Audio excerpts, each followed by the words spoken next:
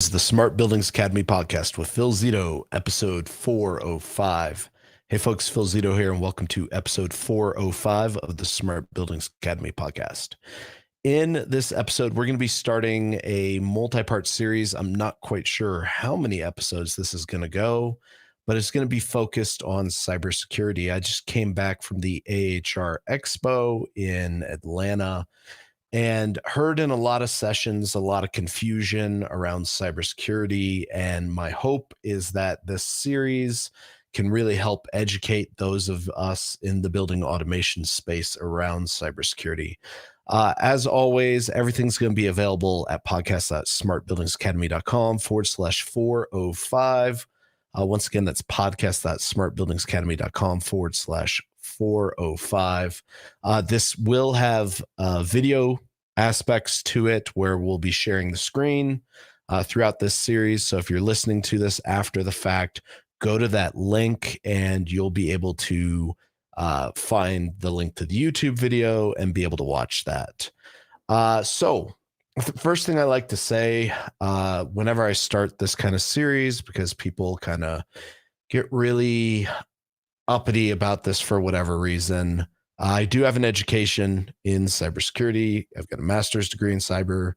I have done pen tests. I've done software tests for the security of software, done a lot of stuff around cyber in my time. And so I know a thing or two. That doesn't mean I'm an expert. I don't think anyone is, but hopefully that just brings a little bit of credibility to this conversation. For those of you who have no freaking clue who I am, hopefully that, assuages any concerns maybe that you have. I'm going to teach this a little different than when I was going through school and when I was studying for certifications around cyber. They had a way of approaching things. So if you have a background in this, it may seem a little different than how it's normally presented. I'm going to kind of simplify it a little bit for the building automation industry, because the reality is if you're working for a system integrator and you're doing pen tests or you're doing deep software analysis, something's really, really wrong, in my opinion. That should be being done by your owners of the buildings and their networks, and that should be being done by the OEMs as part of their secure software development lifecycle. That being said, how we're going to run this for the entire series is I'm going to give you, at least in this episode, kind of the fundamentals of cyber, very high level. And then each episode moving forward, we're going to dive deep into different areas that correspond kind of with the phases of a cyber attack. We'll talk about reconnaissance. We'll talk about, technological reconnaissance. We'll talk about just going and figuring out people's personal and companies' personal information, how that's done. We'll talk a little bit about that in this episode today. Then, we'll go into exploit, we'll go into establish, move, exfil. Those aren't the exact 7 steps of the cyber kill chain, but it's simplified down to what kind of you need to know. Like I said, just go into the chat and ask away with any questions you have as we move through this episode. So the first thing I want to kind of cover here are the phases of a cyber attack. So we're all familiar in one shape or form with the target exploit attack, which was not a BAS attack. It actually was basically someone who had credentials to log into a payment portal. Their machine got compromised. Then they were able to access, the attackers were able to access the payment portal for the contracted services on the building side of things. And then they were able to do what's called move, or, going and escalating. Sometimes that's what it's called, but they were able to move to the point of sale system. This is a very simplified version of it. Had nothing to do with building automation other than the contractor who was exploited happened to do building automation services. So I've heard a lot of people be like, oh, the building automation system can be exploited. And Target's the perfect example. No, that's like a horrible example. Don't use that one. That's an example of people, personal computers being exploited and then having poor trust boundaries between systems, none of which were building automation systems to be used to then exploit point of sale system, which then, alerted people and was not monitored. So yeah, long story short, don't be telling people that if you want to sound credible. So basically what happens in an attack is people are going to perform reconnaissance, and that's what we're going to focus on a little bit later today. I'm going to show you some different things that we can do with reconnaissance. Then they are going to use that reconnaissance to find a vulnerable target, whether that is a person. In the case of like some phishing, maybe, we get all the time emails to our operations manager telling them that they need to go out and buy me gift cards because I need them because I'm on the call with a customer, which is not true. Or just this morning, a fake email saying, hey, can you change my pay information? So that's kind of a attack on a person. You can also attack a system and vulnerabilities, and I'll show you kind of how do you find vulnerabilities with systems. Then we're going to move into establish. We're going to talk about how do people establish kind of a footprint, and then how do they escalate that footprint? What does that look like? And then what does exfil look like? We're going to talk about that from the context of a building automation contractor and system integrator. We can talk about it from an OEM perspective as well. So there's been this big push lately I've seen to have cyber experts at SIs, at system integrators and contractors.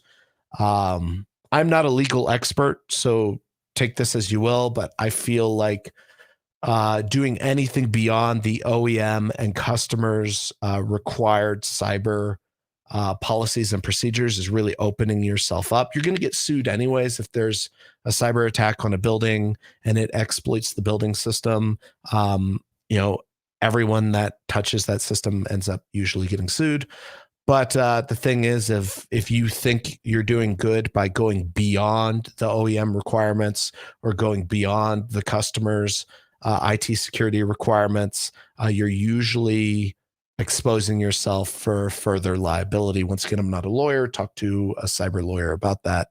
But it's just something I want you to consider as I see this big push for that education in the space. I mean, we're going to be creating cyber education, but I just want to be really clear. If you are an SI, system integrator, contractor, it is the OEM's responsibility to employ a secure software development lifecycle to keep the customers and the SIs aware of any vulnerabilities as they become aware and release patching in a responsible time period. It is your responsibility to deploy the system using cyber best practices, passwords, patching, port security, certificates where needed, etc. And then it's the customer's responsibility for intrusion detection, intrusion prevention, establishing network and administrative policies. This will be recorded, by the way. Yes. So I want you to just be aware of that, okay? Because I'm foreseeing a lot of people getting themselves into trouble because they think that they are doing things well or doing the right thing by doing more than's required. And I get that because you don't get, in my opinion, into this industry and you don't succeed in this industry if you don't care about people and you care about your customers. So you want to do the right thing. Just be cognizant of the risk you may be exposing yourself to. So like I said, the 5 phases of an attack are recon, exploit, establish, move, and exfil. Now there's different roles in cybersecurity, and a lot of the roles are really not your responsibility, in my professional opinion. On the customer operations side of things, there's what's called red team, blue team, and SOCs. There's more roles. I mean, there's CISOs, chief information security officers, etc. I apologize for my voice, by the way. I'm getting over a cold, so just be aware that it may get progressively worse as the podcast goes on. So red team, this kind of comes out of the military world, right? Red team is the attacking team. Blue team is the defensive team. The old saying is attackers only need to be right once and defenders need to be right every time. So a red team will do things like white box testing, or black box testing of a system. White box is where they know everything about it or know a reasonable amount. Black box is maybe where they know nothing. This could include physical penetration tests, or technical penetration tests, which may be an attack on a building network, an attack on a system, etc. I've done projects where in order to qualify for the project, this was in the oil and gas industry, in order to qualify to bid on the project, had to perform a white box test on our software, protocol analysis, had to explain our cybersecurity controls, etc. I'm going to use a lot of terms that may not be clear initially. My hope is that over today and over the next several episodes, these terms will become more clear to you. So then there's the Security Operations Center, right? This is going to manage the SEIM, Security Event Information Monitoring, if I remember correctly for that acronym. Basically, if you're familiar with like PSIM or DSIM, so PSIM is Physical Security Information Management, DSIM is Data Center Information Management. It's basically like that. It's a visualization software that ties into your intrusion detection, your intrusion prevention systems, your different network systems, etc.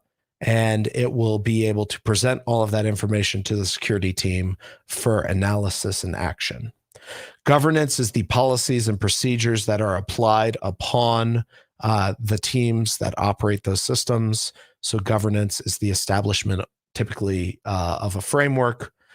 Most commonly, you'll see NIST, RMF used, especially in the government space. And I'll talk about what that is in a second. And then you have development, which is secure development or a secure software development lifecycle. So that is a whole nother topic into itself. We can do a podcast on that if you want. The reality is, unless you're developing plugins, like maybe you're developing like a Niagara module, or you're developing OEM software, this probably isn't going to apply to you really. For most of you who are listening, who are on the contractual or the consulting, engineer, and design side of business, what I want to tell you now is kind of focused in on, where'd that go? There it was. Sorry, I lost my outline here. I want you to focus in on a couple things. First, your OEM, the good majority of them have a hardening guide. And as long as you're not working with, DoD or large institutional customers or federal customers or state customers, I know that is a lot of customers.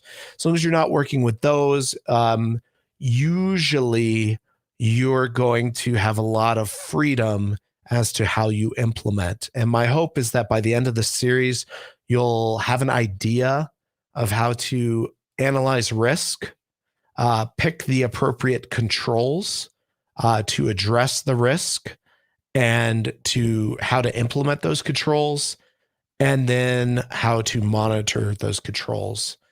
Granted, some of this stuff will not be tasks you're doing. Maybe you're just facilitating these tasks with the customer's IT group. And when I say controls, I want to be very specific. It's not building controls, it's cybersecurity controls, right? Which can be technical in nature, administrative in nature. So we'll talk through that as we move through the podcast.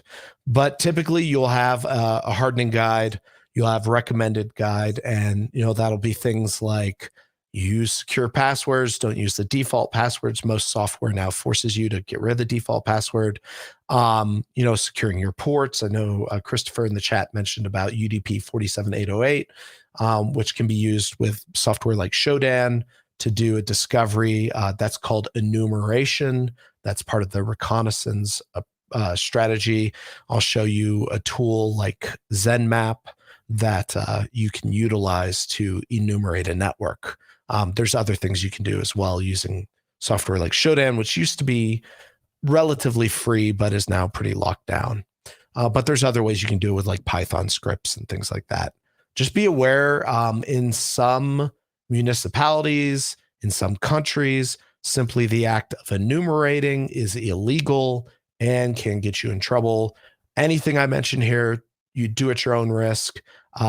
I personally would not do anything I tell you here from a recon or enumeration or an exploit perspective on anything other than like a personal area network or a local area network in your house, like kind of air gapped Linksys 5-port switch with your own computer, not a company computer.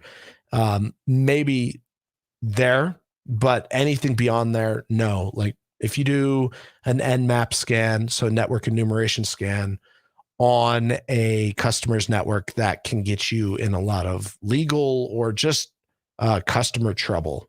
You know, it'll set off their security operations center like a Christmas tree going off, like bright flashing lights, you know, and it won't be good.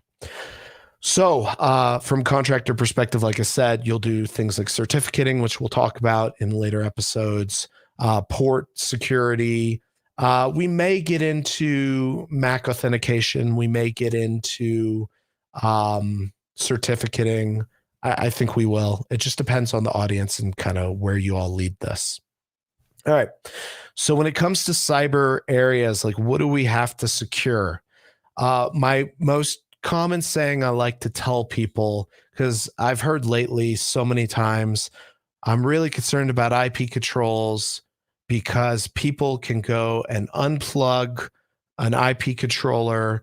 They could spoof the MAC address and they could plug into the network a rogue controller that can access our network and be used to escalate and exploit the network. And my common response to that is, isn't the bigger issue that someone's in the ceiling of your building or in your mechanical room messing with your controllers, messing with your networks, and you have no awareness of it? So cybersecurity begins, in my opinion, as a physical security issue. You know, securing the facility, locking your panels with not, you know, the common key lock that anyone could pick up, you know, from Grainger or, you know, some supply house. So locking your panels with a unique lock, going and keeping the mechanical rooms locked, not propping them open, things like that. Physical security is number one. And I would say people is a number one as well.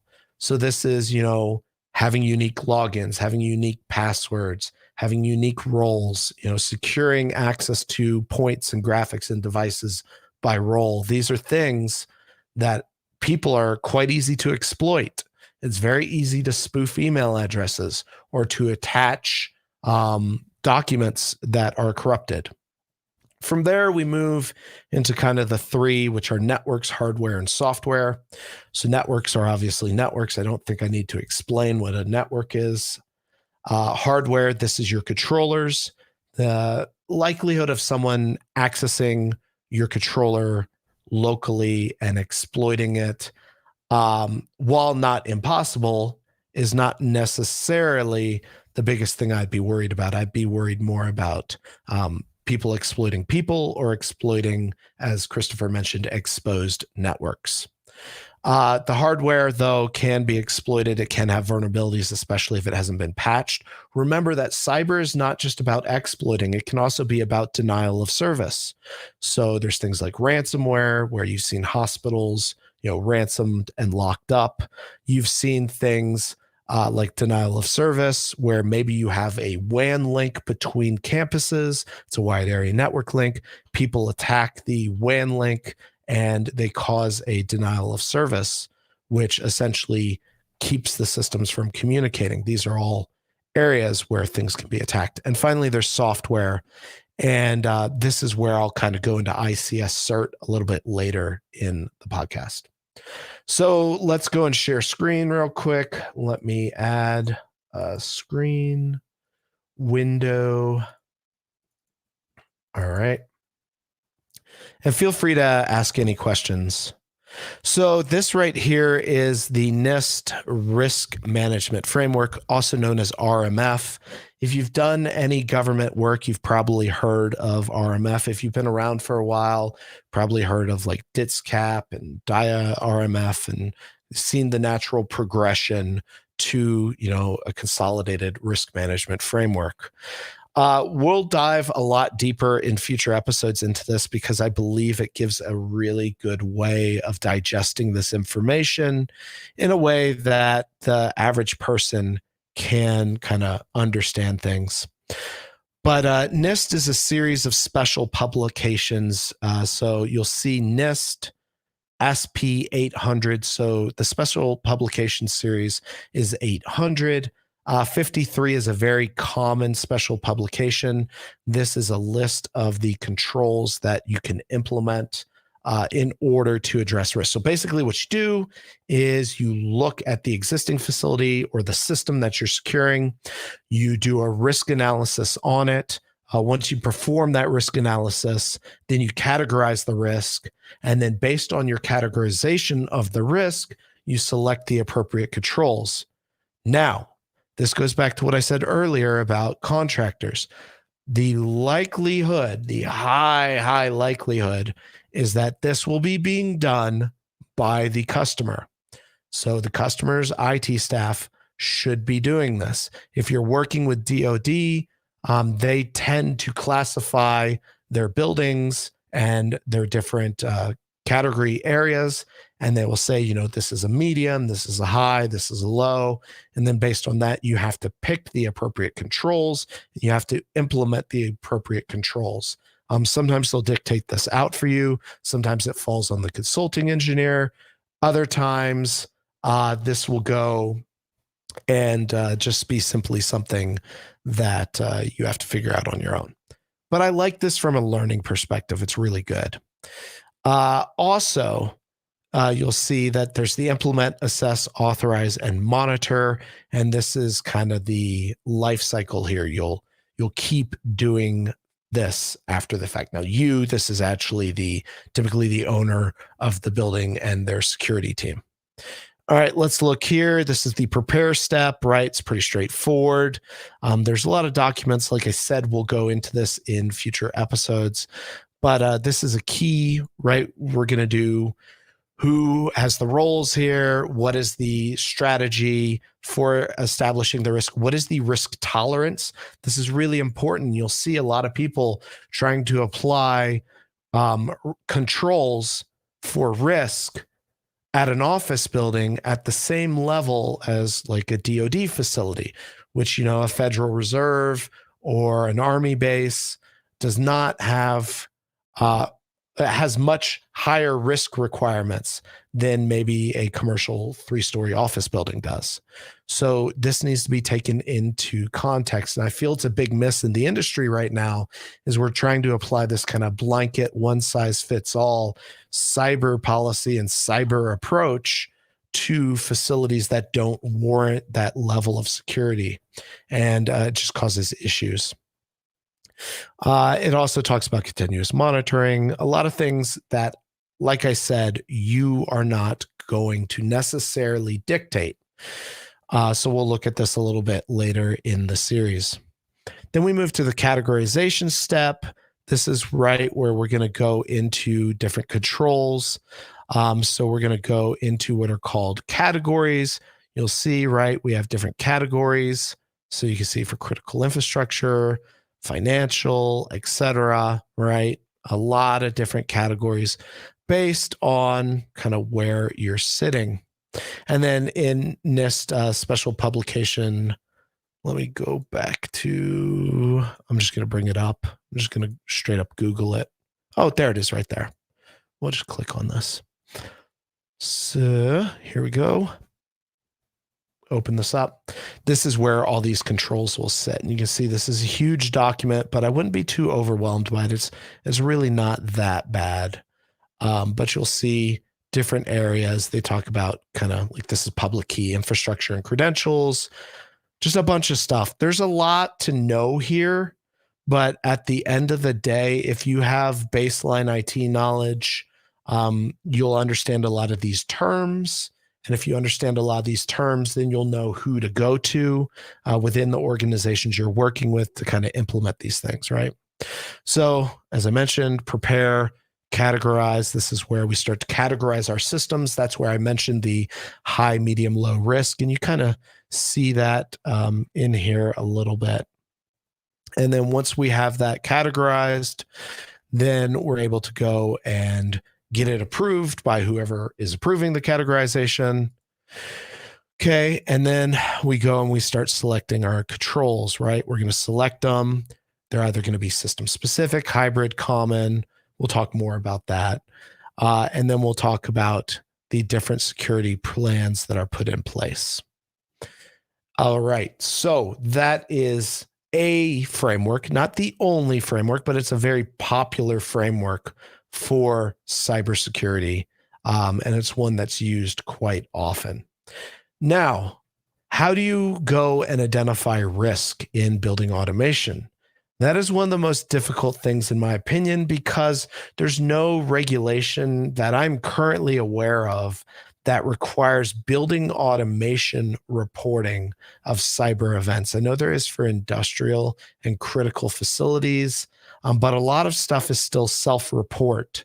And so what happens with self-report is oftentimes exploits that happen at the owner level, you really don't find out about them unless they show up in the news.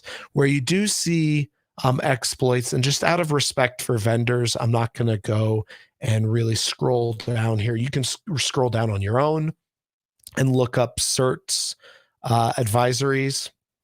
I'm just going to click on this one because I don't even know who this is.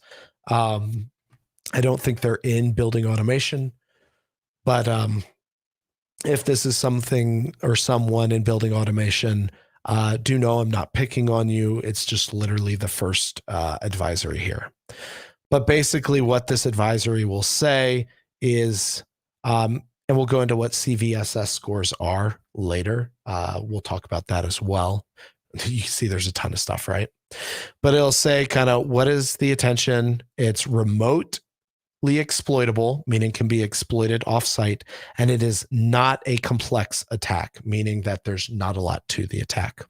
Who's the vendor? What's the equipment? And then what is the vulnerability? It's a command injection. And then what it'll say is, okay, this is the type right here of software or the version of software firmware. Here is the vulnerability. Here's the injection that can happen. Here's kind of where it affects, how is it found, and then what are the mitigations that you can do.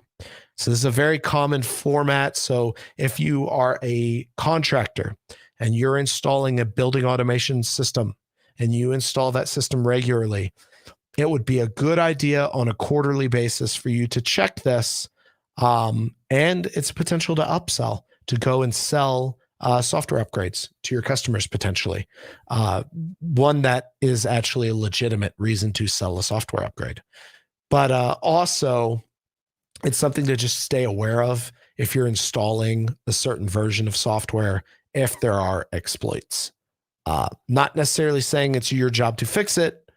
I don't believe that should be, but just be aware that this is kind of how this all works. And there's many places you can go to find vulnerabilities. This is just a repository of kind of cyber vulnerabilities that are reported by manufacturers to ICS CERT. All right. If there's any questions, please do not hesitate to interrupt me as we continue to go through. All right, let's start to look at recon. I will say that as I bring this stuff up, I do not know exactly what is going to pop up on the screen, so I'm going to hide it, and then I'm going to bring it up as soon as I am sure that there's nothing necessarily bad that is going to pop up. So first thing I'm going to do is I'm going to go to shodan.io. I am not going to type in a manufacturer here of a building automation system. I'm going to let's pick a industrial system and search for that. Okay. And I'm going to show on stream. While I am sharing this information, do not try to access these sites. That is illegal. I am just simply sharing a public information. I do not at all in any way condone you doing anything to anybody's personal sites. But you just type in, right? I typed in Rockwell. This has nothing to do with Rockwell as a company. This is the people who installed this happen to have a public IP address. So with that being said, I'm going to shift this off the screen. But as you can see, all of that stuff is publicly exposed. That does not necessarily mean, though, that those systems are at risk. And this goes back to kind of what Christopher said. While a system that is BACnet, being UDP 47808 publicly exposed, that is bad.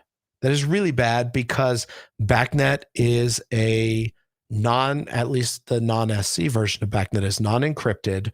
So if you can see a BACnet device and you see that UDP port, you could, in theory, use something like a BACnet analysis software to go and manipulate those systems. And that would be bad. It would not be good. It'd be very bad.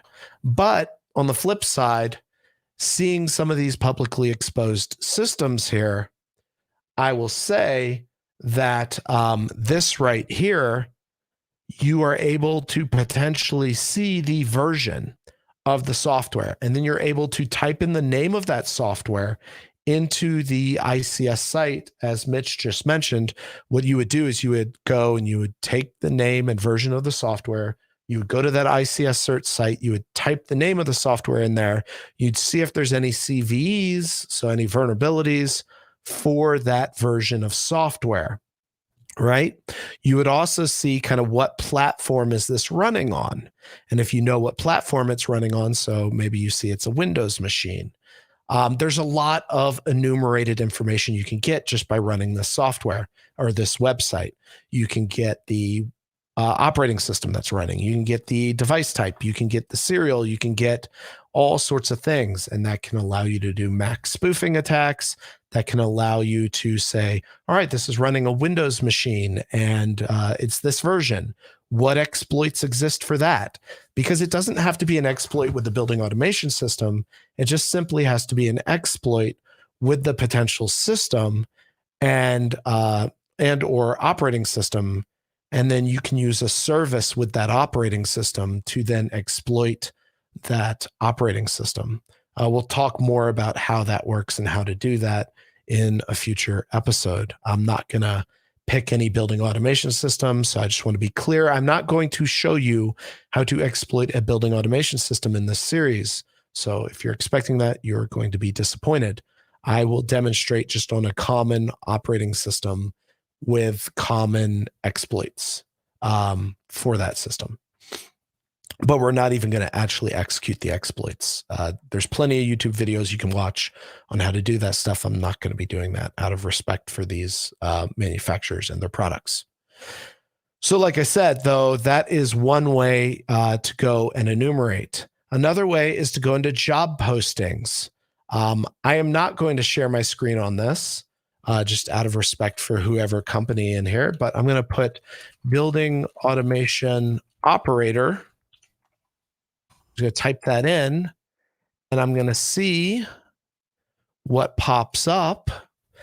And I'm going to see if this tells me what's going on here. Okay, so this one gives me experience with various building automation systems. It also talks about the network system. So now I know, potentially, that this building owner has these building automation systems and has these network systems. And by doing that, I can start to say, okay, I'm going to try to find out what IP address range this building owner has. I'm going to scan for these type of systems. And if I find these type of systems, then I'm going to go check my CVEs and I'm going to see if those versions of systems are vulnerable to an attack. And if they are vulnerable to an attack, I am then going to know that I can exploit that system potentially. So that's another thing. Site analysis. This is where you use, for example, this Nmap software, which I'm going to bring up right now. I'm going to stop sharing this. I'm going to start sharing this right here. Nope, I don't want to share that. I want to share screen. Window Send map. Do not run this software on someone's network. But basically what you can do here is I can type in my subnet and I could do a scan. And based on that scan, I can go and enumerate what devices are on that network. I'm not going to enumerate my own network publicly. That would be a bad idea. But what it'll do, it'll tell you what services are running, what ports are open. It will help you build a topology, give you host details. So this software can go and kind of tell you everything that is running on a network. Like I said, it is not acceptable to go scan someone's network without their permission. Even then, in some cases, it may get you in trouble anyways. All right, let's continue along. CVEs, I already talked about that. I already talked about, so network data, you can go and if there's a public network, like Starbucks are notorious for this. So go into a Starbucks at a building type that I'm not going to mention, scan the public Starbucks network, see who's not using a VPN, capture passwords maybe that they're using to log into systems. And you can exploit people's stuff by just hopping on a network and publicly scanning it. I shouldn't have even used Starbucks name. Not to pick on them. It could be any place, right? So it could be any place. I'm not advocating that you go to any public places and use public networks to exploit machines, but it is something to be done. It's why if you're a technician, if you are a contractor, you should be issuing VPN software and antivirus software on the laptops of your techs. And you should mandate per policy that they are using the VPN whenever they're on a public network and they are utilizing their antivirus. We use Kaspersky internally. So that is something you want to do when you're on these networks because anything in clear text can be captured and exploited. You just put Wireshark in promiscuous mode and you may be able to capture traffic. There's also a thing called rogue access points where you put in an access point where the SSID is labeled like ABC company public Wi-Fi and people connect to it and you give them access to the internet through that rogue access point, but you're also capturing all the packets as they flow through that rogue access point. So just stuff to be aware of. Okay. I know this is kind of doom and gloom here. But let's just talk real quick about passwords and ports, because what can we do immediately that is going to impact our building automation system security? And I'll tell you two things you can immediately do besides for patching and things like that, which we'll talk about in a future episode. Immediately, you can implement strong password policies. So if you want, you can go to a strong password generator and have it locally generate a strong password for you. Anything, 12 to 16 characters and up using multiple character types is going to be relatively strong. It's going to be stronger than what most people use. And you want to rotate passwords typically every 3 to 6 months. And you want to make sure that folks are using a unique username for each user. No, this seems like a pain in the butt, but from an auditing and protection perspective, it's important. Ideally, you would tie the user to like an Active Directory so that if someone left the company, immediately those credentials would be deactivated. As Christopher mentioned with ports, you want to go and secure your ports. I have run a very basic command here that I'll share on the screen that any of you can run. Let's just share screen, window, administrative window. You can just see, netstat-ab. It's going to tell you, what is the local address, what's the port that's open, what services are running. And then based on that, you can know kind of what services are potentially exposed by a machine so that you can go and you can do port security either via firewalls or access control lists, administrative security, things like that. All right, folks, this was a deep dive. And I know that this may feel uncomfortable for some of y'all. This may be something that you're unfamiliar with. My hope is that you'll stick with us as we move through this series and we continue to explore the different phases. We get very clear on terminology. So my question for you, and if you're listening after the fact, then simply just comment on LinkedIn, Facebook, or YouTube, wherever you're listening to this, or at podcast.smartbuildingsacademy.com/405. But my question to you is, what else would you like to know? What can I answer for you? What questions do you have about this topic? I hope this was informative for you. I hope that you learned quite a bit from this episode. And I hope that you feel more comfortable with cybersecurity, at least at a holistic level. And I hope that this kind of helps you out, helps you feel just a little bit better about things. So let me know, and I'll hang around just real quick to answer any questions that are in the chat. But yeah, I enjoyed covering this with you all. And like I said, we're going to next week dive deeper into recon. Then we're going to dive deeper into exploit, and then establish, and then move, and exfil. We'll also explore going through risk classification, categorization of controls, and we'll talk about the basic things that building automation people should know, like implementing certificates, understanding how to secure servers and ports, understanding patching, understanding how to research things, etc. Do I think pen testing will eventually encompass BMS? It already does, Mitch. I personally have had to perform pen tests in my past life as an integration program manager. So definitely something that it does, but that it primarily exists on the owner side and on the cyber consultancy side and on the manufacturer side. I don't necessarily see, nor would I recommend, system integrators or contractors stepping in to the cybersecurity space. You know what? I should check my volume because it looks like my volume's a little low. It does look a little low. Oh, no, it's not too low. It's good. We're good. Anyways, but yeah, it does exist right now. So Jason asks, how many parts are in the series? Honestly, Jason, I have no idea. I mean, this is something I could talk about every week for the rest of the year. But I don't know necessarily if the audience would want us to go down that rabbit hole.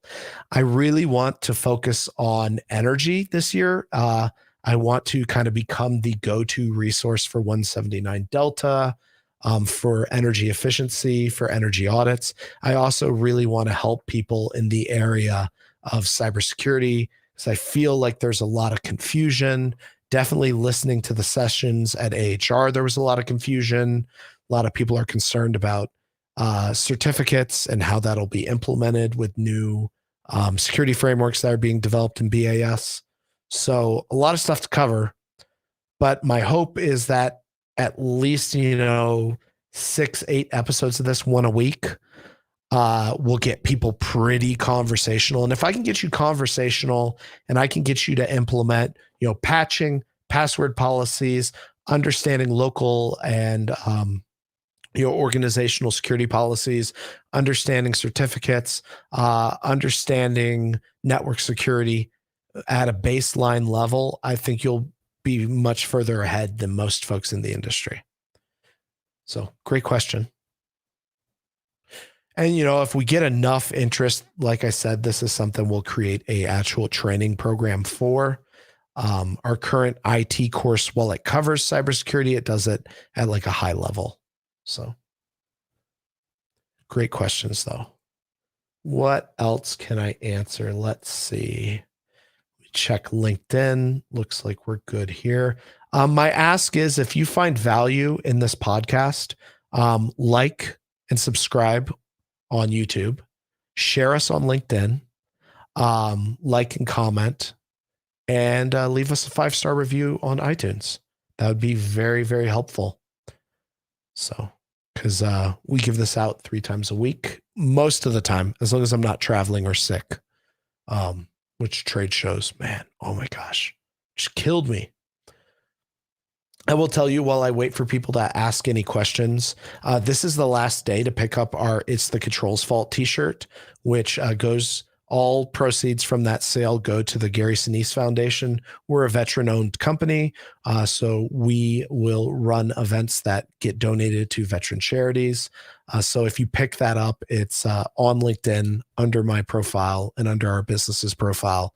You'll see a link to that. I highly encourage you to pick up the It's the Control's Fault t-shirt. Like I said, all proceeds go to charity. Any tips on making sure home Wi-Fi is secure? Yeah, so a couple. I mean, do most home Wi-Fi secure WAPA or WAPA 3 yet? Let me see. Sure they do. So WAPA 3, right? WPA 3. Do not be using WEP. WEP is completely compromised. WAPA 1 is compromised. WAPA 2, pre-shared key, yeah, hit or miss. But WAPA 3 definitely is the encryption that you should be using on your Wi-Fi routers, if possible. Use non-common passwords. You can actually hide your SSIDs and manually add devices if you want to, but hiding your SSIDs is not going to do anything. Anyone who scans is still going to find them. But those are things you can do. Having a guest Wi-Fi and a public or a personal Wi-Fi. So when people come over to your house and they want to use your Wi-Fi, having guest that completely segments them from any of your internals. So like they would log on to the guest Wi-Fi, but that would keep them separate from your home machines, from your smart TVs, etc., as well as patching any smart devices that go. You can turn off your Wi-Fi that's while you're not home. I personally don't do it, but I do live on the top of a really high hill in a seniors community. So I'm not too concerned about, 80-year-olds going and hijacking my Wi-Fi. But, if you're in a condo in the middle of Chicago, that might be something you want to concern. Once again, it comes down to risk, right? You have to do a risk assessment. Like if you're in the middle of nowhere on a farm, the likelihood of someone penetrating your Wi-Fi network is very different than someone who lives like in a deep urban area. So hopefully that helps. Let's see if we have any other questions anywhere else. Nothing on LinkedIn. I'm too young for a senior community. I am, but I still live in one. I mean, it just happened. It's just where we bought the place. Customers lean on us heavily for their network security. We also like our customers to hold the switches and networks to take liabilities away from us. Not a question, but a good point as well, because it's kind of a catch-22. If the customers, right, are going to lean on you for network security and hold you accountable, but they manage their switches and networks, kind of like, yeah, it's kind of like the whole IP controls thing. You install IP controls on an OT network on new construction because the MDFs and IDFs are usually the last place that is taken care of. And the customer network is typically not put in until after FF&E, or sorry, after certificate of occupancy as part of the FF&E budget, or part of the IT budget. So oftentimes, how do you balance that? That is a challenge. It's funny you say I'm too young for a senior community. I have a fully gray beard. I've had gray though since I was 30. So it's just is what it is. I don't know. I get the senior discount and I'm 41 years old. It's pretty hilarious for my family. They're like, dad got the senior discount. So funny. I'm like, yeah, laugh it up. Haha, you're going to be bald when you're my age too. So, I mean, just whatever. Alrighty. No questions, YouTube. No questions, LinkedIn. Facebook's good. All right, folks, you've been awesome. Thank you so much. Feel free to ask anything after the fact. And this is for you. Give feedback. Let us know what you'd like us to cover. We can go pretty deep down the rabbit hole if you want. It's up to you.